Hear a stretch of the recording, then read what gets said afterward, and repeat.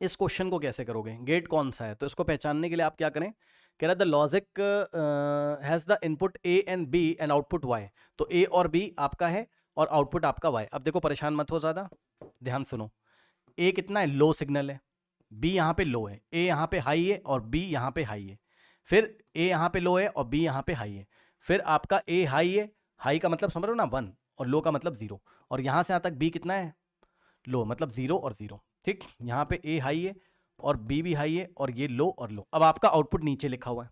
अब ये बताओ, ध्यान सुनिएगा, आप चाहो तो लाइन ड्रॉ कर लो, इतनी दिक्कत है तो लाइन ड्रॉ कर लो, बाकी कोई दिक्कत होनी नहीं चाहिए। Dotted dotted dotted dotted dotted dotted dotted dotted dotted dotted dotted dotted dotted dotted dotted और डॉटेड डॉटेड डॉटेड, ठीक।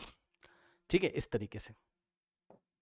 तो अगर आप देखें तो ये बताइए कि 0 और 0 का 0 आ रहा है, वाई लो पे है, वाई आउटपुट लो पे, ठीक। 1 1 का 1 ही आ रहा है, आउटपुट हाई पे।